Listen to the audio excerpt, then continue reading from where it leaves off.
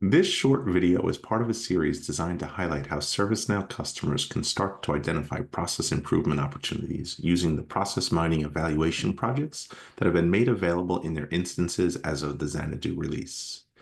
These focused projects are designed to give you a feel for the power and value of the solution if you were to fully unleash it in your organization across all workflows and processes.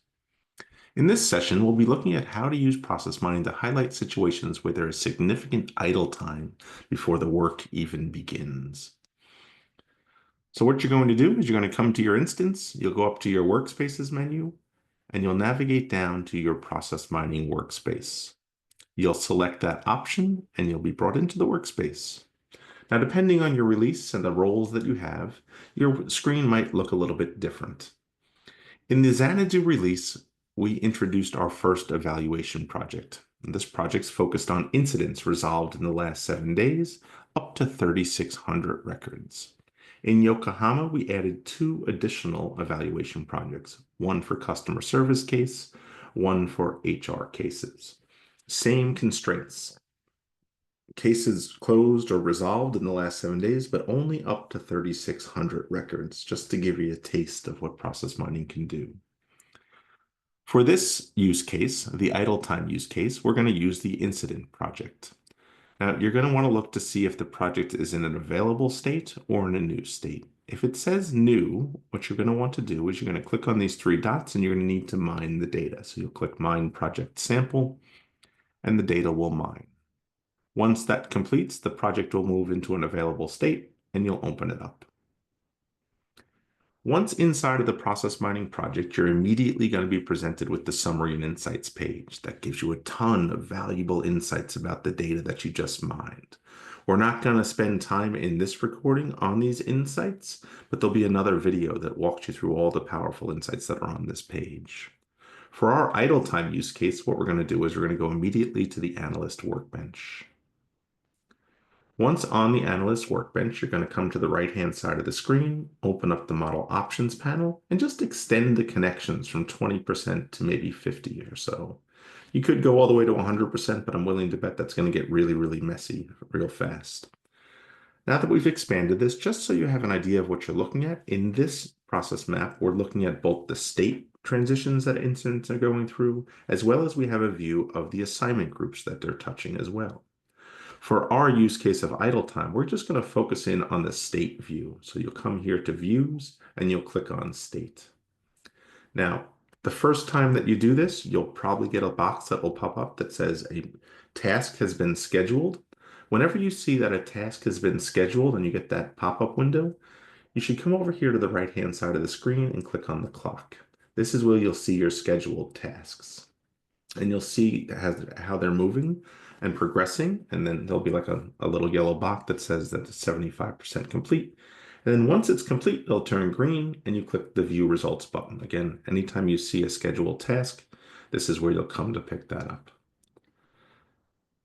Now, in this case here, what we're looking at is how the incidents are moving from state to state in the process, from new to assigned to in progress.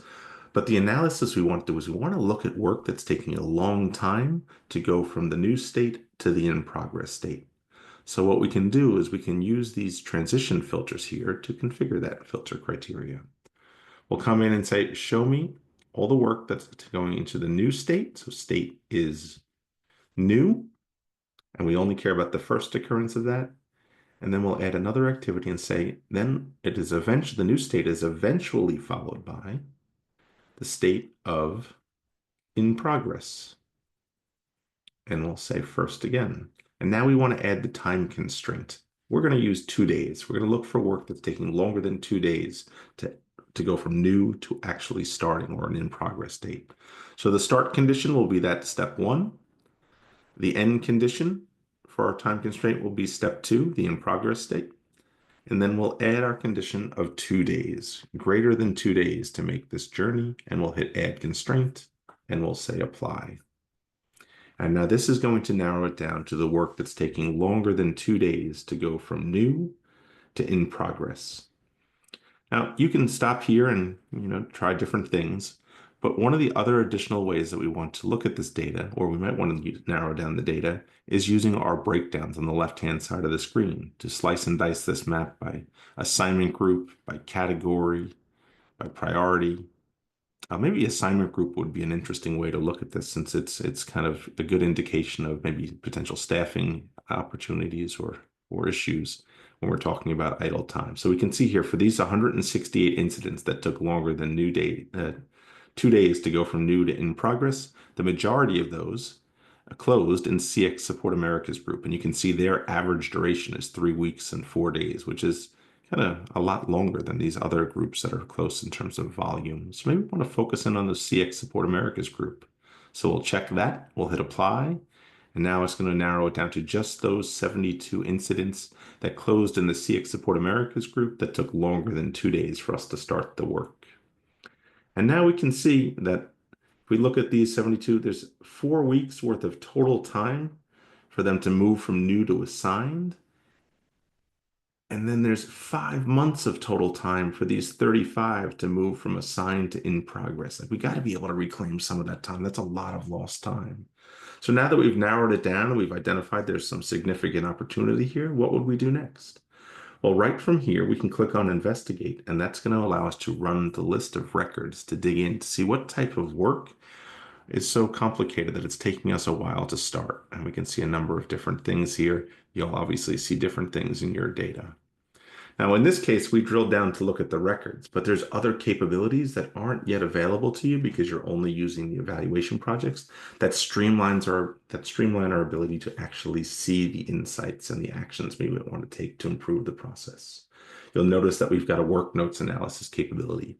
This uses clustering and a now assist skill to start to surface the insights inside of the work notes of these incidents that are taking a long time to start.